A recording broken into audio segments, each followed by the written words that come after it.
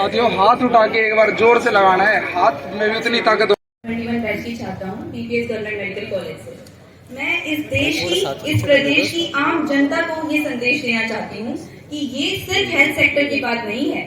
सरकार ने पहले कृषि का प्राइवेटाइजेशन करने की कोशिश की, जिसकी वजह से किसान आंदोलन हुआ।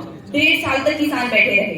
हम भी उन्हीं किसानों के बच्चे हैं। उसके बाद हमारी सेना को तोड़ने की कोशिश की गई, अग्निवीर जैसी पॉलिसी ले आए। उसके बाद हमने गवर्नमेंट स्कूल्स में भी ऐसी बात सुनी कि गवर्नमेंट स्कूल्स में टीचर नहीं पढ़ाते, उनका प्राइवेटाइजेशन करने की कोशिश हुई। और उसके बाद अब डॉक्टर्स का भी प्राइवेटाइजेशन करने की पूरी सरकार की मंशा है। मैं आप सबको बताना चाहती हूँ, हमारे देश में कहते हैं ना कि अपने से पहले जो अपने बच्चे के बारे में सोचे वो होती है एक माँ, लेकिन अपने से पहले जो दूसरे के बच्चे के बारे में सोच सकता है वो होता है एक डॉक्टर। प्लीज आप डॉक्टर्स को बख्श दीजिए। हम कभी मेवा नहीं खाना चाहते थे, ना कभी डॉक्टर्स ने मेवा खाया है। डॉक्टर्स ने हमेशा अपनी सेवा दी थी, अपनी सेवा दे रहे हैं और हमेशा अपनी सेवा देंगे। हम आम किसानों के बच्चे हैं। आपको पता है एमबीबीएस की पढ़ाई करने में भी कितना खर्चा होता है। 2-2, 2,500 हजार की किताबें आती हैं।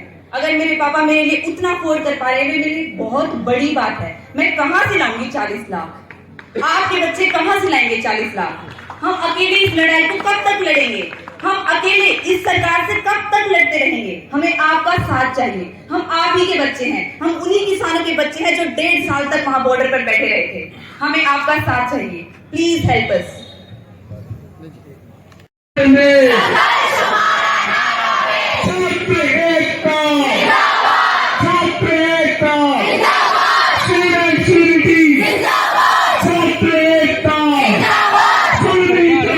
डॉक्टर्स की भर्तियां की जाएंगी, क्या वो टेस्ट लेगी, क्या सिलेक्शन क्राइटेरिया लेगी।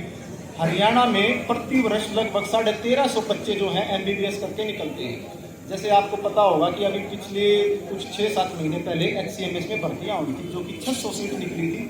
10,000 फार्म थे, 10,000 फार्म थे, 600 सीट थी। एक साइड तो सरकार कह रही है कि हम बॉन्ड करवाएंगे, दूसरी साइड इनके पास इतनी फैसिलिटी नहीं है कि ये सबको नौकरियां दे सके। तो आप समझ गए होंगे कि सरकार की मंशा जाहिर है, उनको बॉन्ड से, टाइम से कोई मतलब नहीं है, उनको सिर्फ पैसे से मतलब है। जो इतनी 7 साल की जो ड्यूरेशन रखी है, उनका रखने का मतलब ये है कि जो डॉक्टर्स हैं वो इतना जो है उनको परेशान कर देना है कि वो पैसे भरने के लिए मजबूर हो जाएं। सरकार के पास कोई सरकारी खजाना नहीं है। सारी हमारी सरकार जो है जनता का पैसा लूट के, हम टैक्स देते हैं, हमारे माता पिता खेती बाड़ी करते हैं, किसी के पापा किसी मजदूरी करते हैं। ये मजदूरों का खून चूसने का सरकार काम कर रही है और इस सरकार के हम मन से कामयाब नहीं होने देंगे। जो बॉन्ड लगाया है, क्योंकि सरकार ने वादा किया है कि हम हर एक डिस्ट्रिक्ट में एक मेडिकल कॉलेज खोलेंगे। वादा तो कर दिया है जनता के सामने, लेकिन पैसा नहीं है जेब में। तो ये पैसा ऐंठने के लिए ये बॉन्ड पॉलिसी लेके आई है। फिर आगे बात करते हैं कि जो सरकार ने पॉलिसी ली है, इसमें काफी उन्होंने बिंदुओं पे क्लैरिफिकेशन नहीं दिया है, क्योंकि सरकार खुद असमंजस में है। उन्होंने क्या पॉलिसी लेके आई है। हम सीएम खट्टर साहब यहाँ आए थे, थोड़ा सा मैं आपको ब्रीफ करूंगा।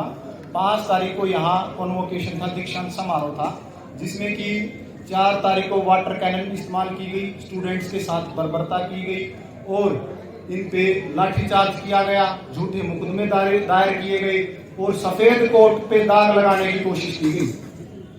फिर हम 5 तारीख को सीएम खट्टर साहब से मिले। वो हमारे आदरणीय हैं। हम खट्टर इंसान के खिलाफ नहीं है, लेकिन खट्टर की सोच के खिलाफ हैं। हमें खट्टर हमारे बुजुर्ग भी हैं, हमारे हरियाणा के सीएम भी हैं, जिम्मेवार बंदे भी हैं, तो हम उनकी बहुत इज्जत करते हैं। लेकिन जो सोच है ना, उसकी हम इज्जत नहीं करते हैं। कहते हैं कि पाप से घृणा करो, पापी से नहीं। तो सीएम साहब हमसे मिले, 10 मिनट का टाइम दिया। एक तो उन्होंने हमको जो हमने डिमांड लेटर था उनको दिया, लेकिन वो यहाँ स्पष्ट और करके चले गए कि बॉन्ड पॉलिसी जो है उसमें अमेंडमेंट करने की बहुत ही कम गुंजाइश है। और साथ में बोल के चले गए कि पीसी पे भी बॉन्ड आएगा और वो 1 करोड़ के आसपास का बॉन्ड आएगा। एक चिंता में तो हम थे ही, ऊपर से दूसरी चिंता और डाल के चले गए। ठीक है, फिर हमने अपना धरना जारी रखा, हम और मजबूत हुए। 10 तारीख वैसे कर रहा था, कोने में मुर्गी खड़ी रो रही थी पीछे कोने में, तो 2-4 ने उससे पूछा कि तेरा तू क्यों रो रही है यार? तो उसने जवाब दिया कि ये मूर्ख जो ये बाकी उठा रहे हैं सारे अपनी मस्ती में दाना चुग रहे हैं, किसी को कोई परवाह नहीं क्या चुग रहा है कि अगला नंबर इनका भी आने वाला है। हम लोग इस बात के लिए चिंता नहीं करते कि पीछे आंदोलन चले, किसान सड़कों में बैठे थे, हमने कोई परवाह नहीं की, सोचा अगला नंबर हमारा भी आने वाला। आज आपके स्पोर्ट में आप बैठे हो। दूसरे, आज मैं ये पूछता हूं, यहां पे आज मेडिकल कॉलेज के स्टूडेंट ही क्यों बैठे, बाकी स्टूडेंट क्यों नहीं आए आपके स्पोर्ट में? अगला नंबर उनका भी तो आने वाला है, ना, या उनका आ चुका है। हम जब तक इस बात को नहीं समझेंगे, आज उठाने की बात कही, क्या कहेंगे? सरकार हमारे ऊपर ये नंबर वन सरकार होगी, ये हर रोज प्रूव करती जा रही है। दमनकारी, भ्रष्टाचारी और आज इस प्रदेश को ऐसे हालात को देने वाले, तो आज नंबर वन, हर चीज में नंबर वन कर दिया हरियाणा प्रदेश की सरकार ने। आज इस प्रकार से इन डॉक्टर बच्चों के साथ में अन्याय, पहले गरीब के बच्चे सरकारी स्कूलों में मैथ और साइंस को बंद करके उनको आगे भविष्य में उनको रोकने के लिए इन्होंने किया। सरकारी स्कूलों को बंद करने की जो प्लानिंग करके उन्होंने जो गरीब के बच्चों का जो ना आगे की रुकावट करने का काम किया, गरीब के बच्चों को मेडिकल कॉलेजेस में पढ़ाने के उनको डॉक्टर बनने के लिए इतना बड़ा एक 40 लाख पाउंड था, वो 4 लाख पाउंड पहले जो थी उसके लिए उसको इधर उधर भागना पड़ता था। 40 लाख पाउंड करके कैसे वो पॉसिबल है, वो अपने बच्चों को पढ़ा सके, उसका इंटरेस्ट उसको मार देगा। मैं कहता हूँ सरकार बाउंड करना चाहती है, अच्छी बात है करे, लेकिन वो गारंटी दे, जॉब गारंटी दे। एक महीने MBBS करने के बाद हर बच्चे को वो जॉब देगी, तो मैं मानता हूँ फिर बाउंड भरवाए। जॉब की कोई गारंटी नहीं है सरकार की, और जो है उधर से बाउंड की पॉलिसी लागू करके जो है बच्चों का रास्ता बहुत बड़ा दुर्भाग्य। ये यहाँ पे किसानों को दमन करने में नंबर वन हो, कर्मचारियों का दमन करने में नंबर वन, देश के नंबर वन पे। इस सरकार के 8 साल की उपलब्धि आज हरियाणा प्रदेश जो एक विशाल प्रदेश है, आज हर कर्मचारी व्यापारी जो एक कर्नल को आज भय के माहौल में, आज कोई भी यहाँ पे सुरक्षित अपने आप को महसूस करने के हालात पर, दिन दहाड़े चोरी डकैती मर्डर की आम बातें हो चुकी है। युवाओं के अंदर जो है ना आज एक अनसेफ्टी को फील कर रहा है, उनको कोई भविष्य नजर नहीं आ रहा। आज नशे में नंबर वन हो गया है, पहले पंजाब नंबर वन होता था। हमारा युवा जो है ना पास और निराश हो गए बेरोजगारी की वजह से, और नशे की आदतों में वो जो क्राइम और प्रदेश की सरकार जिसको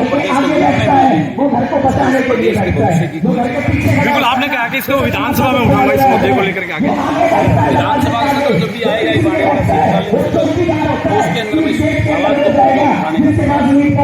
आपने ये भी कहा कि किसानों के अगर साथ होते तो कहीं ना कहीं ये रुक सकते थे इस तरीके से। ये दुर्भाग्य है, आज इस सरकार के खिलाफ हर वर्ग को खड़ा होकर आज ये डॉक्टर मेडिकल स्टूडेंट यहाँ भी इसके साथ आम सभी स्टूडेंट फीस होती है, आपको पता है बहुत ही नॉमिनल होती है, सब्सिडाइज फीस होती है हर जगह हर कॉलेज में। तो सरकार ने बोला कि हम आपसे 10 लाख रुपए लेंगे तब आपका अस्पताल में दाखिला, मेडिकल कॉलेज में आपका दाखिला देंगे। तो मैं सारी जनता से सवाल करना चाहूँगा, हमें भी पता है कि हमारे जो देश है उसमें गरीबी रेखा से हम कितने नीचे हैं, जो कि मंत्रियों को नहीं पता, क्योंकि उनके पास पैसे हैं, धन लूटते हैं, उनको लगता है कि जनता के पास भी पैसे हैं, जनता का धन ऐंठना होता है उन्होंने।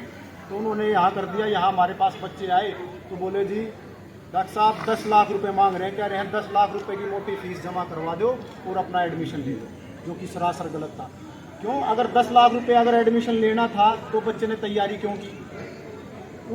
फिर अगर उन्होंने बोला कि अगर कोई जो असक्षम है 10 लाख रुपए देने में, उन्होंने बैंक का इन्वॉल्वमेंट कर दिया। सरकार देखो कितनी तेज है, उन्होंने बैंक का इन्वॉल्वमेंट कर दिया। बैंक बोला बच्चों को कि हम जो ये लोन अमाउंट है, जो ये पैसे हैं 10 लाख, इसको हम बैंक से आपको दिलाएंगे, आप इस कागज पे साइन करो और फिर आपका जब कोर्स शुरू हो जाएगा तो बैंक को आपको ब्याज भी देना है, और उसके बाद जब आप नौकरी पे लग जाओगे तो ब्याज के साथ जो मूल है वो आप पे करते रहना।